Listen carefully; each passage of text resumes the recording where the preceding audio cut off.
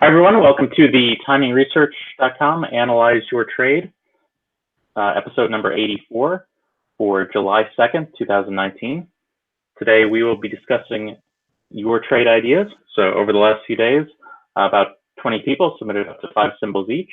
And I've put the list together of the request, which you should be seeing on your screen right now while I'm talking. And today, we're going to get through as many of those as we can. We are broadcasting live on YouTube at 4 p.m. Eastern Time, but you can also listen to the audio-only podcast version of all episodes on iTunes, Spotify, Stitcher, Podbean, or wherever else you listen to podcasts. And just search for Timing Research and subscribe. My name is David Kosmeter. I'm the creator of TimingResearch.com. And today I have arranged for Marina Villatoro, Michael Filighera, and Jim Kenney to join us. Mike Pisani might also join us as well. He was having some internet issues, so may be here in a few minutes. But Jim Kenney is moderating today, so I'm going to go ahead and turn it over to him. Okay, thank you, David, and welcome everybody. We got 15 fabulous companies to check out here today, and Marina is with us today. So Marina, you're going to tell us a little bit about yourself and also a little bit about the company that you're running. Okay, well, hi everybody. My name is Marina Villatoro, the Trader Chick, and I am actually an expat living in Antigua, Guatemala. However, I am coming live to you today from the Caribbean. So I actually want to give you a little glimpse of where my office is in the past couple of days and for the week. And it's been wonderful. My site is the Trader Chick. Mainly, I work with E-mini futures. And I love stocks, so this has just been a really fun thing for me to be able to analyze stocks with you guys. I also have a lot of stocks for my longer term, but E-mini futures is my day trading thing. That's what I do on a daily basis for like a couple hours a day, and as you can see, from anywhere. So thanks for having me here, David, and Jim being the moderator again. It's always fun with you guys. Thanks, Marina. And Michael, a little background on yourself as well as a little bit of background on your firm. Okay. My name is Michael Filighera. I am the owner, proprietor of LogicalSignals.com, which is just within my larger company that I also own, which is MGF1 Partners. And what I do is that at the moment I'm trading futures, and Marina concentrates on the S&P E-mini, and I concentrate on the NASDAQ. Which has its own set of craziness. In any case, I have basically been an options market maker for many years. I started in 1979 here on the Pacific Coast, and I have traded here in London and Amsterdam and in Germany, and then came back to the Pacific, whereupon I left the floor and decided I was going to become a futures trader. Okay, great. I'm Jim Kenney, content provider at optionprofessor.com, and I'll be the moderator today. Right now, we're going to start out with the first stock so we can get through as many as possible. It's Netflix. It is up around the 375 mark. And Marina, let's start out with you. What's your take on Netflix at this point in time? Okay, so Netflix. Hi, can you hear me? Okay, I'm unmuted. So Netflix is, I don't know, it's kind of one of those really interesting stocks that I've been watching for years. I'll be honest with you, many years ago, one of my good friends got into Netflix and she shorted it. She lost her everything on it. And I don't know if it's because of that, of watching her. It's just something that I don't fully understand why the price is as high as it is for that kind of a stock. And now that it's kind of developed already, it's even harder for me to fully get what's happening. But it's a beautiful company that we all understand. I mean, I live in Guatemala, so I follow it religiously in that respect. So I'm trying to set up my charts right now. I'll be honest with you, they're not fully coming on the way I want them. Yeah, basically it's a stock that I understand, but I don't understand too much more growth in it. I guess that's what I'm looking at as far as how I view that stock personally. I personally wouldn't go in on it right now simply because I know that they are in, talks with Disney going separate. There's all these other new streamings coming around. So it's not a stock that I would really want to be in at the moment, especially because I don't day trade stocks. So I look at them more a little bit longer term. Yeah, I mean, on a short-term basis, the stock's been between 350 and 400 here for quite a long time. Michael, how are you feeling on Netflix right now? I think Netflix as a company, I really don't have any stronger opinions other than they keep pulling the rug out and fooling everybody. But on a technical basis, the stock is finding resistance well, actually below 380, but they're going to find even more between 380 and 385. So on a near-term basis, I feel that the stock is likely putting in a little bit of a top here and may begin to pull back. What I want to add is that, so people, I'm sure many people already know, but there's a group of NASDAQ stocks that get purchased and sold as that group, and it goes by the acronym of FANG, which is Facebook, Amazon, Netflix, and Google. So when we're seeing positions change or being added or taken away in that group, it really doesn't make any difference what any of the members of that group are doing. All the stocks will kind of fall or go up, et cetera, et cetera. So we're heading into earnings.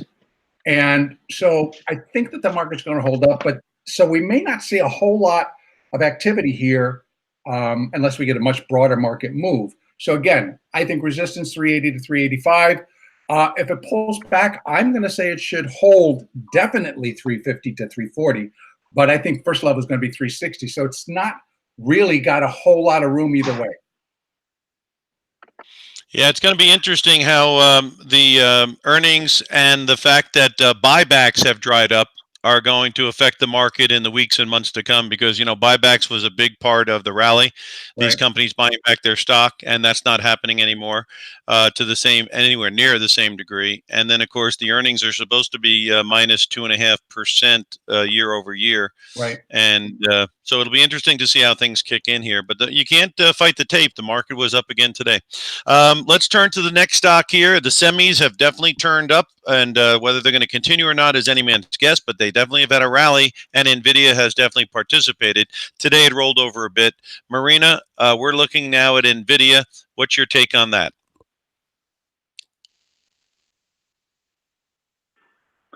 I don't know if Marina, you're muted.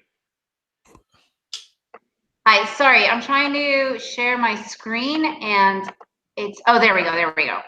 Okay, I finally got my charts up. So for me, this is purely technical now. I really don't fully understand what the company is, and the fundamentals really, I'm not a big fundamentals person.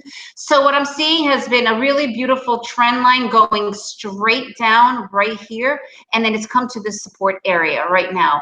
So what I've also noticed is that there was a support area. It's a moving support area. At this point, I wouldn't really want to go anywhere into this market until I see either a massive breakdown here or a transition into a completely new turn going upward, simply because I think there's been a little bit too much indecision, even though it has been a pretty decent trend line. But with this stop, which is now becoming pretty much like here, it's so slow moving down that I just wouldn't trust it. Yeah, at this point, as far as if it's worth for me to even continue looking into it, no, I wouldn't until I know if it's going to break down lower or if it's going to start to head upward. Okay, Michael,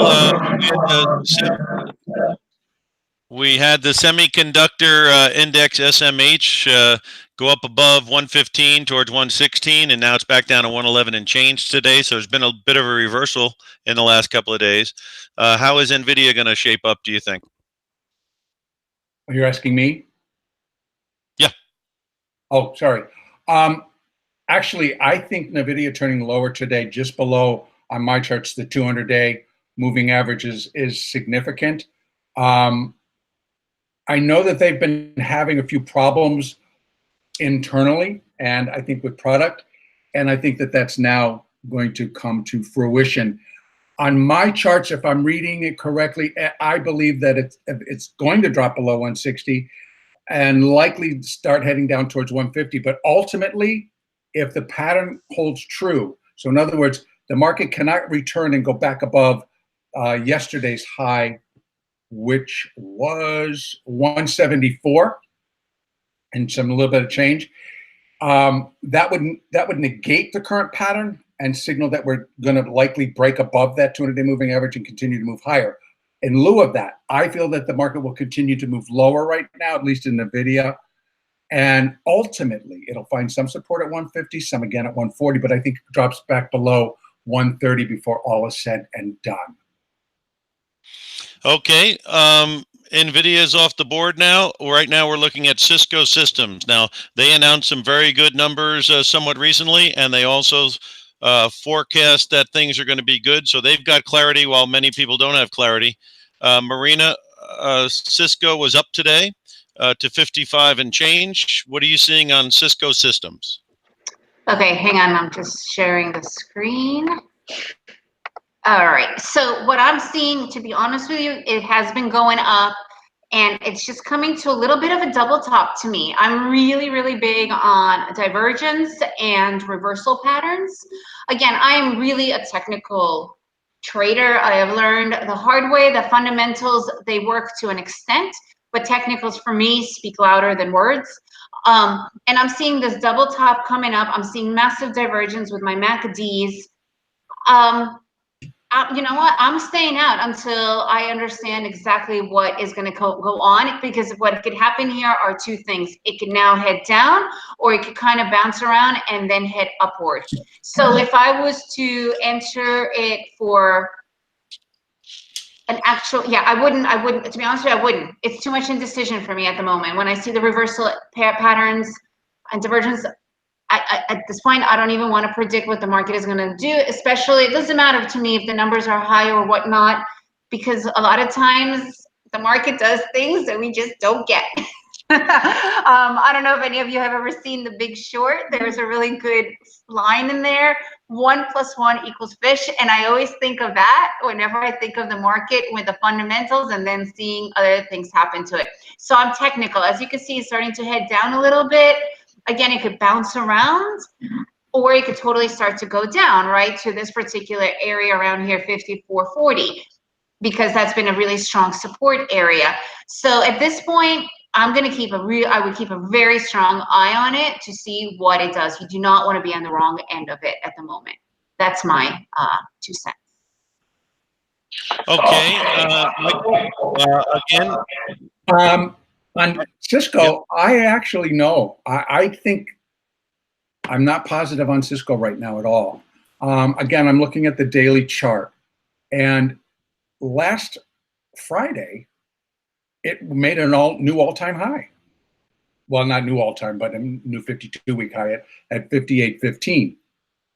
The pattern coming off of the low also from last week at 50.90 is not bullish. So for this to make a new high and then immediately sell off, even though today it was up, coming off like that, I don't think that's bullish at all. It kind of shot up to that high without much momentum. So I'm not getting any registers that the buyers are back and that the stock has reason to now head towards 60 versus heading towards 52 or 50.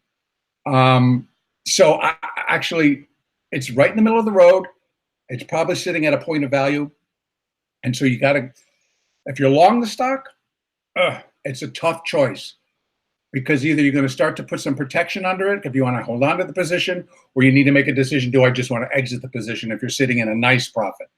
But I would not enter a long in Cisco at this particular moment. I need more evidence of an upward move. Right. Okay. This next company, LK, obviously is involved with coffee, and I think it's a new issue with some pretty heavy short interest of 25% of the stock, and of course it looks like it's losing money. And the stock, since it's been opened, I guess has been as high as 26 on May 17th, as low as 13.71 on May 23rd. And now here in July, it's trading at 18 and change. And I guess people that are involved in this would like to know if this has a future or if this is going to be just chop chop and whatever. So Marina, on this particular, it looks like somewhat of a new issue. What are you saying? Hi, you could hear me, right? I'm not muted anymore. Yes. Okay, good. So total chop chop, like that's a good word for it. Right now it's hitting the support area that it's been hitting quite a while. You could tell that it's just really respecting that area. What it does from here is anyone's guess.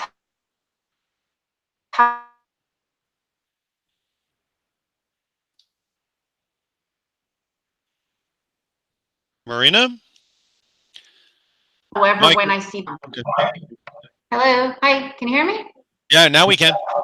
Oh, okay. Sorry, that's weird. Right. So I was saying that it's too messy for me to even consider this stock altogether. And to be honest with you, living in Guatemala, which is a coffee country, also being into futures, it's too vulnerable of an industry. I find, first of all, too much competition. The prices could go really low. It's just too uncertain for me. I personally wouldn't be touching this, especially watching this kind of behavior. You have one channel here, you have another channel there. Yeah, it's not a pretty stock. Michael, isn't this the Chinese company that's kind of competing with Starbucks? Because I see it's an ADR. I believe Yeah, that's what it is. But I believe you're correct. I do believe you're correct on that. And if there's anything, it's volatile. And it would be interesting to go find out who's on the short side. But in any case, the immediate pattern this thing has presented to us from that IPO high, and 5 days later, it's hitting the low, and now it's just kind of putting in what I would think is just a pretty normal little bounce off of that. Now, if indeed it's going to remain that, the stock should hold above, I would say 1650 down. We'll give it down to 16, but not much below that, before it would then put in another rally. Now, whether that rally would then take it back above 25 to 26, anybody's game. Not knowing, other than they are a coffee producer, not understanding where they're growing, where the product is coming from, and whether they're just really going to be in the market of just opening up as many of these kiosks as you can get, if they're going to follow the Starbucks model. I don't hold out a lot of hopes, and right now I would not want to get into it. I think. Well, go ahead. No, I was going to say, you finish up. I think that the IPOs, they still get that IPO madness going, and everybody's really got to have some, et cetera, et cetera. But I think it's real late in the game to be playing out, oh, these are just going to go and keep going. The only thing I would add is that they are selling to the Chinese consumer, if that's in fact what they're doing. And the Chinese consumer has about an 8% jump in their income, and they're ever growing. In fact, they say their middle class is as big as ours already. And so companies that sell to the middle class over there are supposed to be fairly reasonably bright futures because of the demographic of their middle class. So I would think that that's the only thing that might keep you interested in this, is that they are selling to the middle class and to the to the Chinese population, which is getting a good bump in their income and their lifestyle, and their savings rates are very high, so they do have the money. Okay. With regards to the next one, it's Electronic Arts, EA. So all you gamers out there, start listening and see if you can make some money with all that time you've been putting into those games. Marina, what do you got on EA? Marina, Electronic Arts? She's muted. You're muted again. Yeah. Sorry about that. I have my chart open, but not my mic. Okay, so the gaming market, to me, I don't really understand it. I'll be honest with you. It's not something that I've ever been interested in. Normally, I like to gravitate to what is part of my life, and my kids don't they're not video, they're not gamers, gratefully. So I never got into this market. But just judging from, and reading, I should say reading the market here, it had this resistance area around here. It seems to be hitting it again. It seems to be coming up on a little reversal area, although I don't see any divergence. So it's still kind of climbing its way up. I personally don't really know what will happen with this particular move. So this is another time that I would like to see what is going on. It looks like it would, if anything, like if it does come up with this reversal pattern, then it will go down to this particular support area right here. So it could bounce back and forth. So if you're looking for like quick gains, if anything, I would be looking at a short from here to maybe, you know, 1 or 2 points down, just to be safe. Again, I'm usually a very conservative trader. I only look at 1 or 2 points in futures. So $1 or $2 for shorts as far as here to about this point right here. Again, it's also summertime. Things are much slower moving. There's not as many people in the market. That also affects a lot of things as well. So if anything, I would be looking to see what it's doing once it hits this area. And if it does stop here and starts to head down, then if anything, shorting it to go to this particular area. Also, you made a good point that maybe we get a pullback in the summer, and then as you get closer to the holiday season in the fourth quarter, if it was down, it might be better value there because their business could pick up for the holidays. That might make some sense. Absolutely. Right now, no one's looking at this gaming or anything really, except for maybe traveling, you know. All right. Well, Michael, I'd like to hear your take on electronic arts, and what are you seeing here? I'm going to look at this one purely on a technical basis, and I believe that this particular stock may pull back a little bit, but I don't think it's going to come off that much. Again, maybe $1 or $2, as Marina was saying. I think that the upside potential is to 120 to 125 on this stock, and that's over the near term. But it's kind of getting a little bit overbought here. And again, not much movement really produces an overbought scenario. So that could kind of tell me that there has been some strong buy momentum, but it's being fought every step of the way on as it comes back up. Minimum here, I would think it needs to at least break towards 110. So again, if you're looking to start a new position in here, I likely would go to the options and not play the stock because you're going to get the same control if you're looking at calls or puts. You get the same control of the stock, and it's a lot cheaper, and they move well. There's plenty of volume in the electronic arts in those options, and so you can get all kinds of things done. In the meantime, I ultimately would be looking for this to top out about 120 to 125, and that would finish the bounce off of that last year's low in December of 73.90 and set the stage for what I would probably think would be a pretty severe decline. Okay. This next one is one that kind of goes against what I kind of look at a lot, which is when we get excessively far away from the 200-day moving average. And my feeling is when you get way above it or below it, the market will move back toward it. Now, this thing was up at 700 and change. This is Chipotle. And it was up in the 700 to 725 area with the moving average way down at 550. And I thought that could get some kind of a drop. Now, it did get a pretty good drop. It didn't, went from 725 down to 640 or so. So that was not a bad drop, but I thought the drop might be more severe. After that drop, though, we've come right back up to 750. So obviously, this company is almost 100-to-1 PE ratio. Some people say that their menu can give you menu fatigue because it doesn't change, but you can't deny the numbers on it. So, Marina, how do you feel about a burrito or a salad over there at Old Chipotle? Okay, so this is a stock that had never made any sense to me. I'm not even going to pretend. I mean, the price, it's so expensive. I just don't get it. I can understand something that is expensive like Amazon. There's just so much going on. This is a Mexican chain.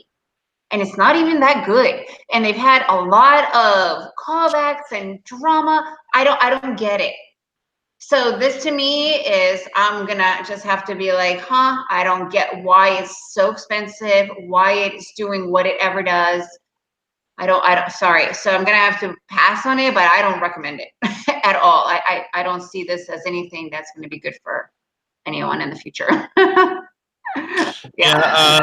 Again, there's a guy named Bill Ackerman who's a very famous hedge fund man, and obviously he sees something in it because he's been in it, and his fund is up about 45% year to date. So he definitely has benefited from having a belief in CMG. But again, the same scenario that I had when it was at 725, and I thought it would pull back, and it did, down to the low 600s. But I thought it would even go back further. We're still back in the same game again, because on June 13th you went to $750, and the moving average is at 571 on the 200-day. So on a percentage basis, we're back in the old 31% above the 200-day. Mm-hmm. So again, my angle on it is just technically so overbought, but fighting the tape on this one has not been a good situation. Michael, anything to add on Chipotle up here? Yeah, I'll give the technical look here, because I agree with what you guys have been saying. I think that the stock, you just kind of scratch your head and go like, why is it $700? It's, a Mexican food chain where people go in, they buy their burrito in a bowl and go back to work. Nonetheless, I believe that what we are now seeing off of the last year's lows at 247.50 has been a fantastic rally, and it's not over. In fact, being that the rally in my mind on the Elliott basis has to be 5 waves, I can count wave 1, 2, 3, 4, and it's now in the 5th, and it looks like that 5th might be breaking into its own pattern of 5 waves. And if that's the case, this stock is going to new highs above 758 before all is said and done, and before we see a massive collapse in the stock. In what would negate that is actually the stock would have to negate the overall pattern. The stock has to drop back below $530. And that's a long time to wait if you're sitting there thinking, gee, do I get in, do I get out? So I think that you have to make your own decision as the investor, as someone who's holding this stock long. I don't think Bill Ackerman's ever going to say, I'm starting to sell. They just do it.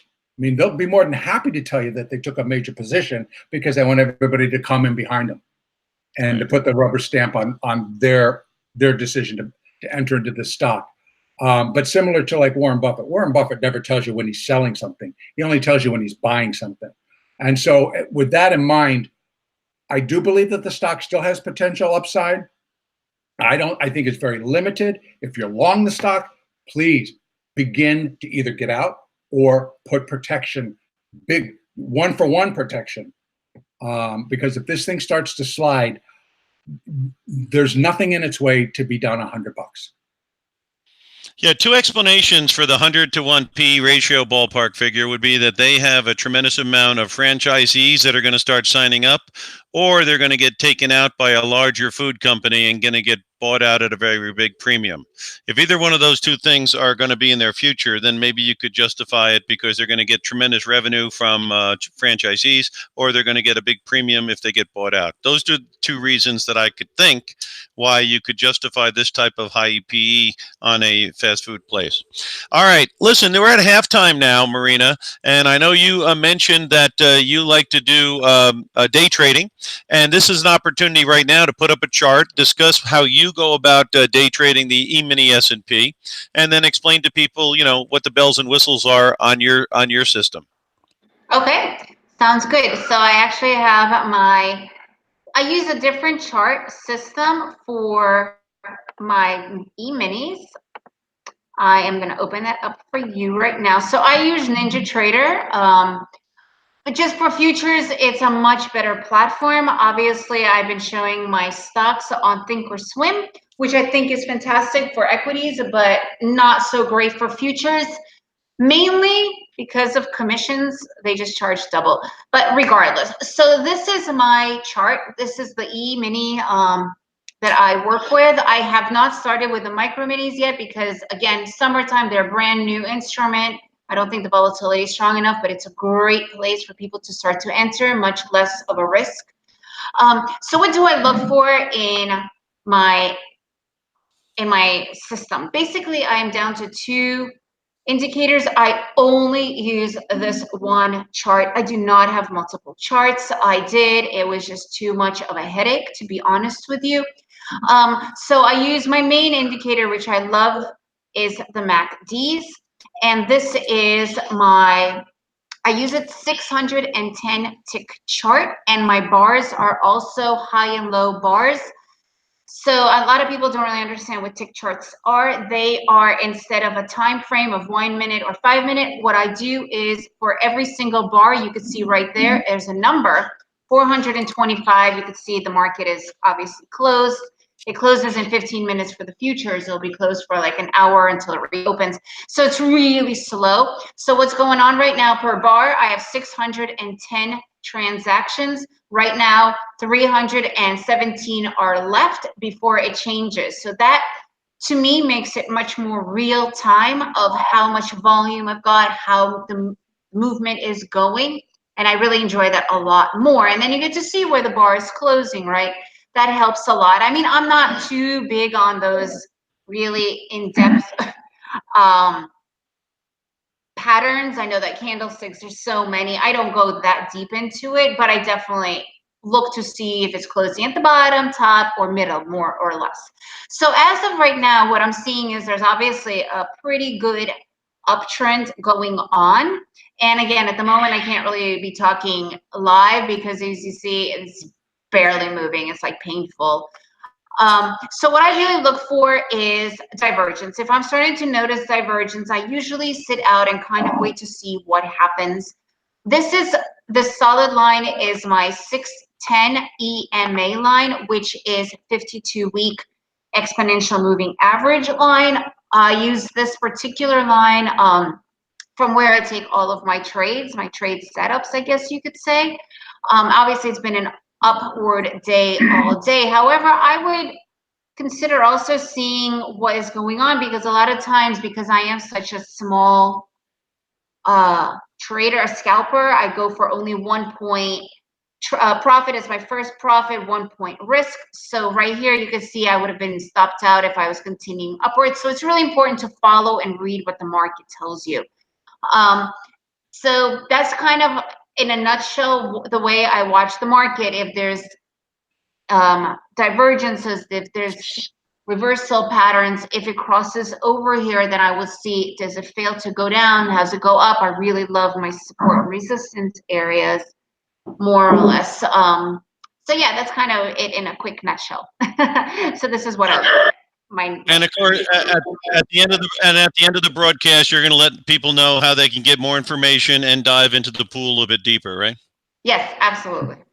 All right, Michael, anything on your radar here that you think could be something to look at here? Well, as a day trader, I won't go into what my setups are, but I will say I use Uni-Renko charts, also through Ninja Trader, but I use Uni-Renko. And I also, as one of my signal indicators, I really love a stochastic momentum indicator because it tells me what the strength of the buyers, the strength of the sellers is. And I also use another indicator, and it's an ATR that I've got set up using Fibonacci numbers. And that's actually what will trigger me into a long or a short. Now, back to what I see, very interestingly, Jim, last week you and I were talking about gold, and it was that very day that gold raced up and then shot back down. We both were saying the market needed to correct. It did, and today it's up $30.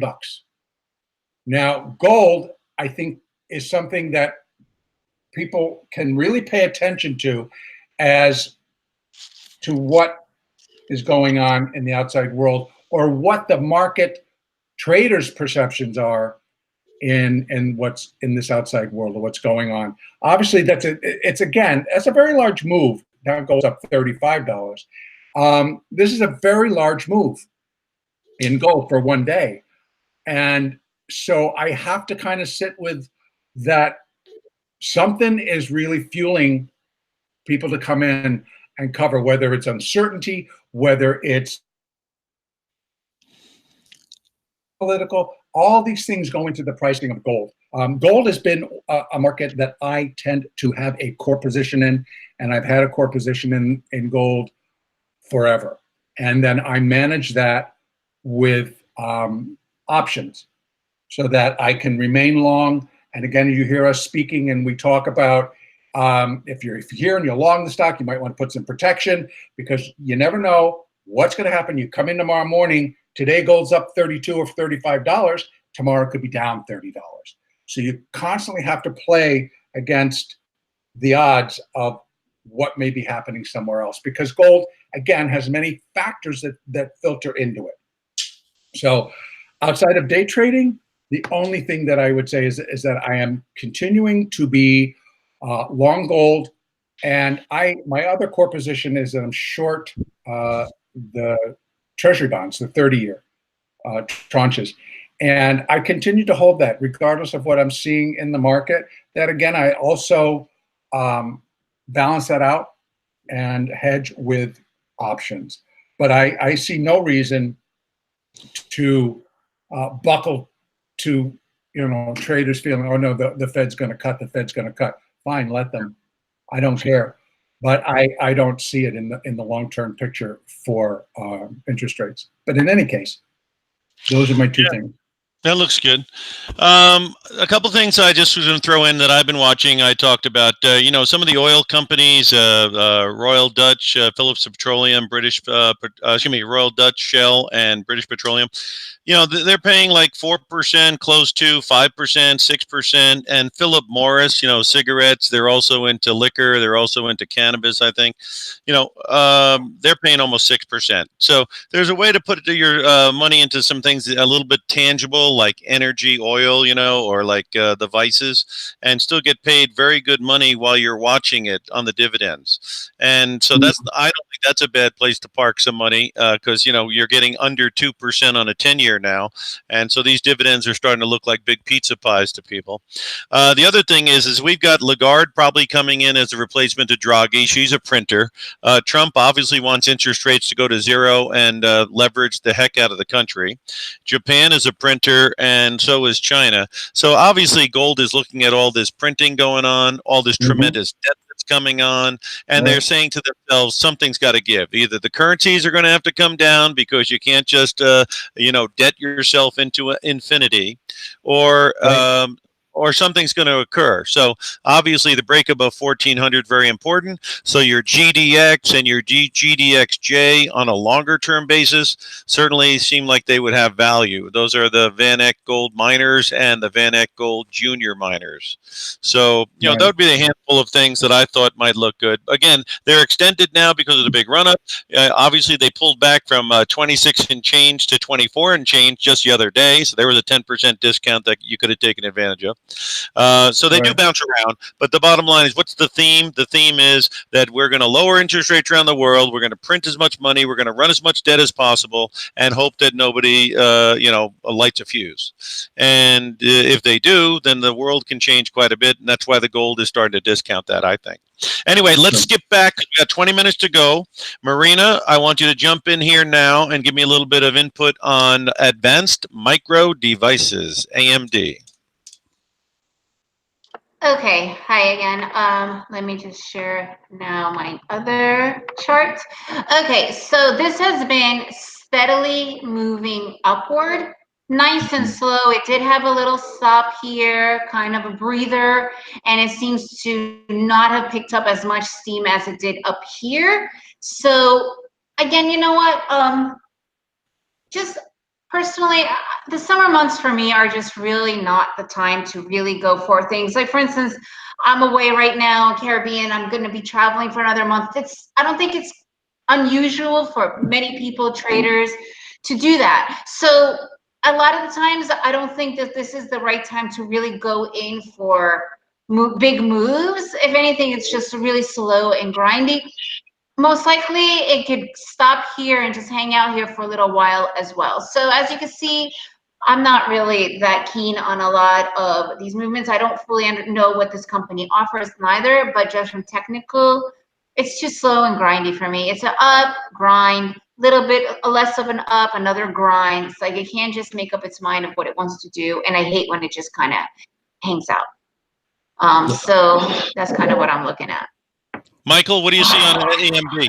On AMD, I actually, it's one of my perennial favorites, actually, from my early days on the Pacific Exchange. The options are extremely liquid in this stock, and the stock has gotten some excellent play lately. But I pulled all the way out to the monthly chart on this one, Jim, because what I see is in a similar pattern that, believe it or not, we saw in 2000. We saw it again in 2006. And now I believe we're starting to see it in 2019. And that is that it races and moves massively to a substantial new high, and then in the same breath dies. Now I'm wondering if that's what's happening here. And it's just, it's that vortex pattern type where it's like just pulling everything straight up and just sucking everything into it. Now, coming back down to reality of a day-to-day basis, I think the stock still looks fairly positive. But what's going to really cap it and make it even look nicer, of course, is it's got to move back above 32. Failure to do so, I think, then starts to indicate that the stock's going to drop back towards 28, if not down to maybe even 26, before mounting the next rally attempt or sustainable rally.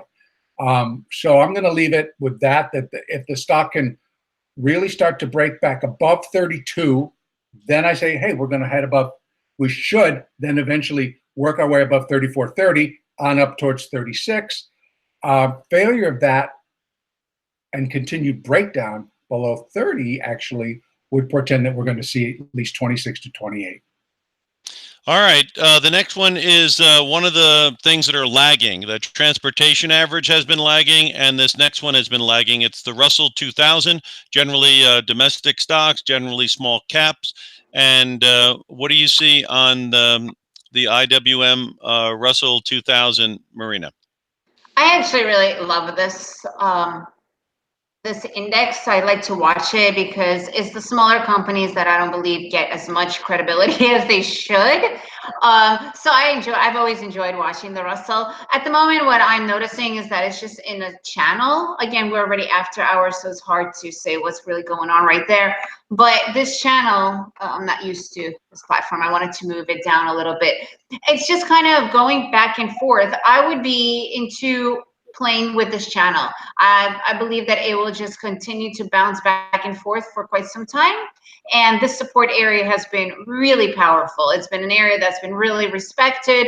So if anything, it would be going between these two areas and bouncing back up and down in here for a little bit, at least for the next month or so.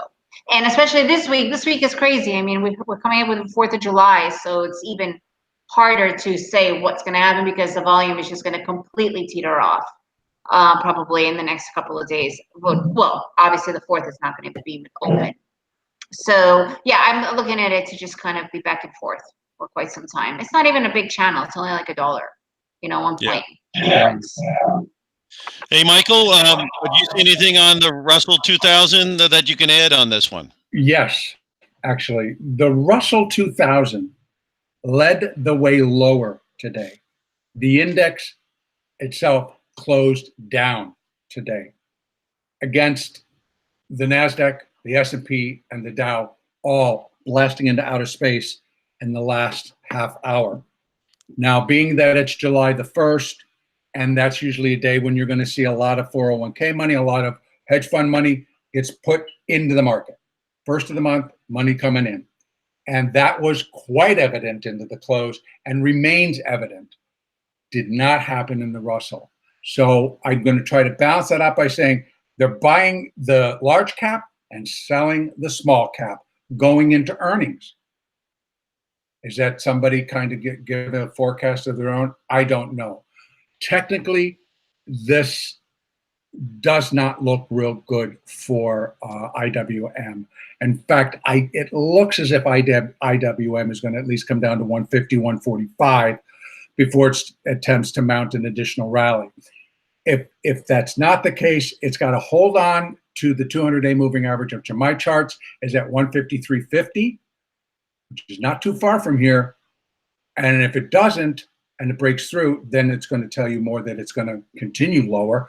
If it holds it and turns higher, then yes, it has a chance of making a new high for this particular pattern at 161.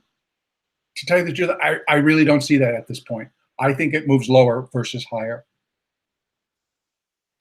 Okay, this next one is a software company, Palo Alto Networks. From its 52-week low last November to February 27th, it had a 62% jump from 160 to 260. And then it had a pullback here towards around $200, which is about where it sits today at around 204.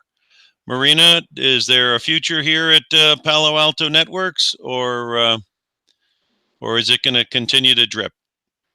I actually think it's going to come to this point right here. It's almost there to be at like this pretty strong double bottom. And if there is going to be a future, it might head up to this position right here. And it's kind of going to be in an indecision area until it does find its stride again. I think it was just too much of an exponential boom up. And now it's kind of correcting itself and finding its legs, I guess you could say. And this is probably where I would be looking for the next real move. And if it breaks through, but like really breaks through here, going further down, that's when I would definitely start to look for a short. But this is an area where I would sit and see where it goes from here, because I think it still doesn't fully know how much further it's going to go down. Okay, Michael, how do you see Palo Alto? I like the company. I like their products, but I don't like this chart. And yeah, you very well stated what you had said, races up to 260, falls back, and then just kind of waffles in between here. And it's really waffling. It broke below the 200-day on my chart, went back up, kissed it at 213.5, and then dropped like a stone, and is now trying to work its way back. I think it's going to fail, and it looks to me like the stock is going to visit 190 before it's going to visit 220. All right, this next one is Oracle, which is a huge company, and it made an all-time high today at 58.56. I mean, to get how big this company is, it's a $182 billion software company. So, Marina, is this something you can trust on this breakout to the upside above 55, or is this something you'd fade into? Okay, so let's take a look here. So it did complete. It looks more like a FOBO to me, like a fake out breakout. I don't. It is a big company, but no, I'm not really impressed with it going up, because then it starts to just kind of hang there again and might just be here for a little while until it does a much stronger breakout. That's when I would really consider it to be moving more forward on the up. But no, I'm not impressed with that pop up. Michael, what are you seeing on Oracle? Fade, big fade, big fade. Yeah, good for them. And I'm sure Larry Ellison is like pleased as punch. 58, 56 may not be cemented just yet. It may try to eke out something by, tomorrow morning. Maybe they come in and they decide they got to have it again. But I think that this is fairly cooked. And the stock begins to come back into reality, regardless of its value. I 1, 2, 3. No, I think this is it. I think this is it, and this thing starts to pull back. And when it does, 50 isn't going to stop it. It's going to pull back into the 40s. All right, this next one is in a different sector, and it's in a sector that can be very, very volatile. It's in pharma. And again, it's a huge company, $145 billion market cap. This is Abbott Labs. And right now it is trading very close to its 52-week high. The 52-week high is at 85 and change, and we're at 84.95. So we're right there. Marina, we got more to come in pharma on the upside, or is this another one you wouldn't trust on the breakout? So this is where I would watch for the trend line, and if I would be interested in getting into it, I would wait for a little bit of a retracement, and if the retracement doesn't go too deep, like around here, I would definitely look to head up. I'm a big pharma fan. I know that pharmaceuticals really have bad reps in many ways, but they are also behind all of our medical research, which I really, really stand behind. So yeah, this company looks very appealing to me. Again, I would not go in just blindly. I would need a retracement. I want to see that correction and where it corrects to for me to get a better hold of where I would look to enter in this particular one. Michael, how do we feel about Abbott Labs? Well, first I got to tell you, I love their little tagline that Abbott is a promise for life, because I think it's going to need some resuscitation here in a minute. I think that the stock has a fairly high probability of creating an additional new all-time high before we begin to see this thing sink. So I think the rally continues in the stock, but bear in mind, because this is, I'm going to be directly in line with your 200-day analogy, Jim, because I think it's starting to get a little bit far away from that 200-day moving average. On the weekly, I got it at 58.25, stocks at 85. Starts to look a little bit toppy, and I believe that it is, but that probably will not prevent it from eking out a new high. Now, how far it goes, I'll tell you what I could give a quick estimate, 72, 7 is about 7. If 82 is not broken, look for 88, 89. So we're really not going up that much higher than it already's been. But as a trader, $4 or $5 above that existing high, hey, that's good, that's playable. But if you're a long-term investor, you might want to consider what you want to do next.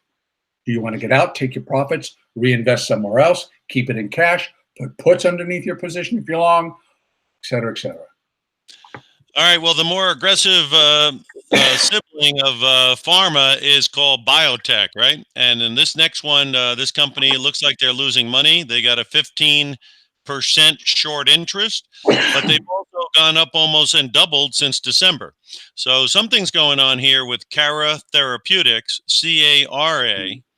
And the question is it on its way someplace, or is this just going to hit some resistance and roll over? Marina, on Keira, C-A-R-A, what do you see?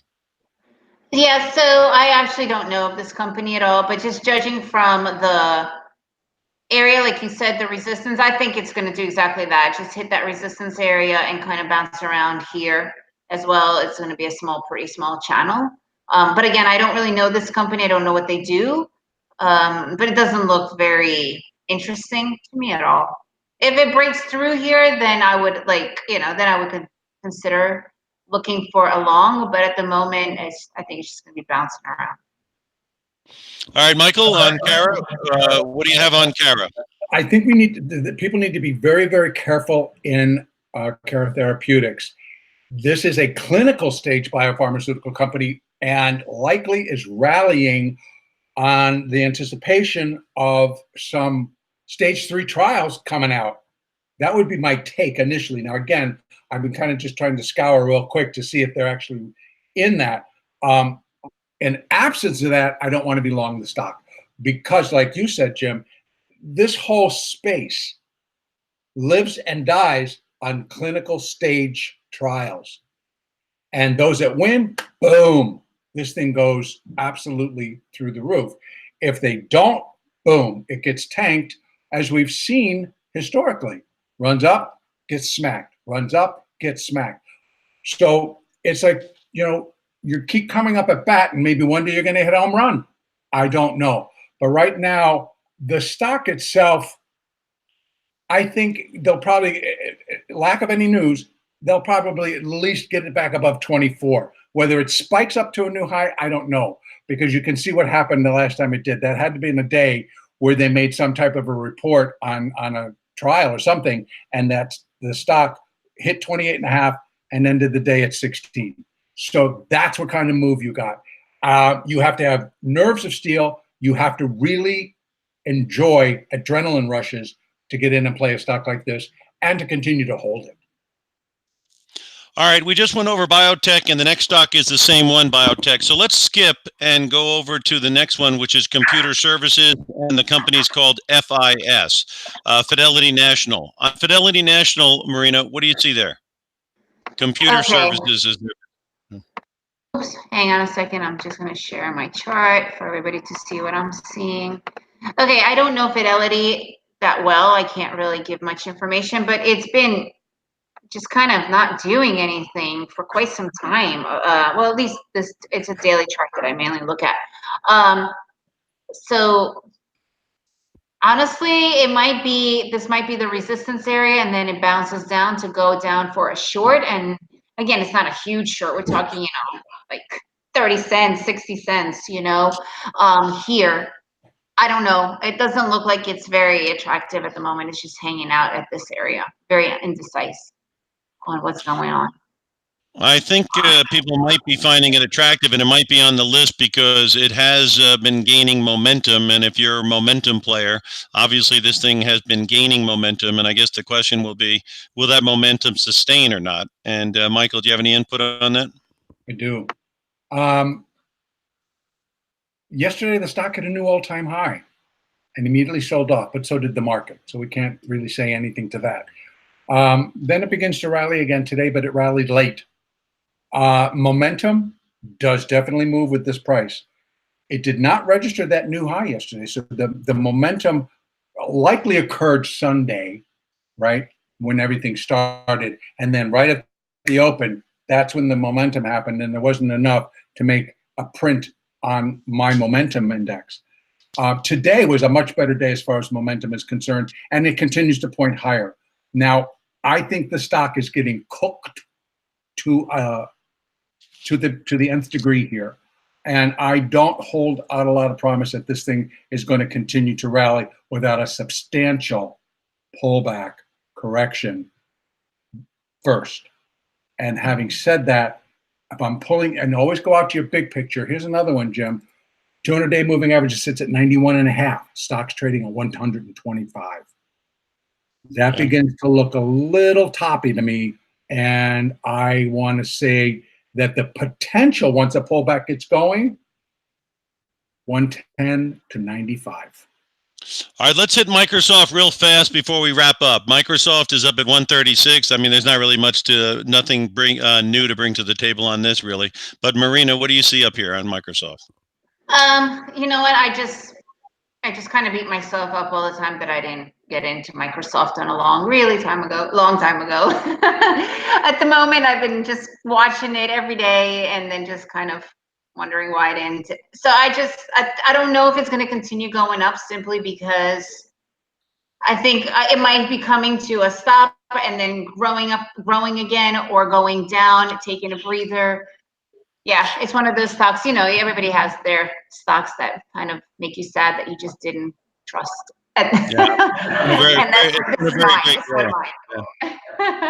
Michael, quick word on Microsoft here at 136.5. After making a new all-time high at 138.40 last week, the stock sold off and now is inching its way back. I think this is the final push. I think the stock may reach 140. Who knows? Could go even a little bit higher. Again, it's substantially above that 200-day moving average, which sits at 116.5. So I love Microsoft. I think it's a great company, well run, great products, worldwide, will not escape corrections. And I think that's what is sitting directly in front of us. Now, how long this is going to hold up, again, it's anybody's guess, because we're moving into earnings seasons. Yeah, that, and if the S&P goes, it's in every single ETF that has to do with It the S&P. absolutely is. You're right. It is in every It's not going to go down if the S&P goes up. That's for sure. Right. Okay, Right. let's go to Marina real quick here. We're at the top of the hour. Marina's going to tell us a little bit more about herself and what she's got for services, and of course, how to get a hold of her. Marina, what do you got? Okay, well, thank you again for having me on the show. And this is my website, thetraderchick.com. I help beginner traders, especially how to read the market. As you can see, I am a very, very technical trader, but my specialty is E-minis, ES-minis, well, however you want to call it. I really love the futures. I am a day trader. I work, and that's kind of what I look at, scalping, and I teach and help beginner traders. And actually, I have a lot of seasoned traders as well that really just want to get more consistent in trading on a shorter time scale, and that's my thing. So again, thank you so much, David, for having me, and Jim for being a great moderator, and Michael for joining us as well. Thank you. Thanks, Marina. Again, just remind people a little bit of background on your company there and how they can get a hold of you and that kind of thing. Okay. The company itself remains by my side, basically. Because I've been pretty busy trading, I have not really been talking to my developers very much, and I need to do that so I can get that show on the road. But in any case, if you have any questions about trading, about futures, about anything, about my company, about Logical Signals, please feel free to ask. You can send an email to michael@logicalsignals.com, or you can send it to michael@mjf1partners.com. I will get it, and I do answer my emails. So if you have questions, please feel free to ask. Okay, sounds good. Again, everybody, thanks for being here. I'm Jim Kenney, a content provider, optionprofessor.com. I have a weekly market update that covers all the different markets, and I've been doing this for over 3 or 4 decades, so I have a pretty good idea of what's been going on. And again, optionprofessor.com, you get the link, and then you show up every Friday, unless I do one in a week, and you can find out what I think is happening. Also, if you have a question, shoot an email to optionprofessor@gmail.com. Thanks for being here, guys. We're back to David. And again, thanks for everybody. All right, thanks. Thanks, everyone. Lots of great info today. So just a quick reminder for everyone watching, be sure to subscribe to Timing Research on YouTube and your favorite podcast network. You can also go to TimingResearch.com to get access to the recording for this show or any of the past shows. The CFN show was off yesterday, but both will be back next week. So July 8th, 1 p.m. Eastern Time for CFN, and the next episode of this show on the 9th at 4 p.m. Got a good lineup for next week as well. Eric Gebhardt of Alto will be on for the first time, as well as Jake Bernstein and Simon Klein. Then on Tuesday, Larry Gaines, Matt Buckley, Anka Metcalf, and Jim will be back. So just want to thank my guests again for today. Marina Villatoro of thetraderchick.com, Michael Filighera of logicalsignals.com, Mike Pisani of Smart Option Trading was supposed to be here, but he had some technical issues, so we'll have him back soon. And Jim Kenney of optionprofessor.com. Thanks, everyone. Thank you. Bye.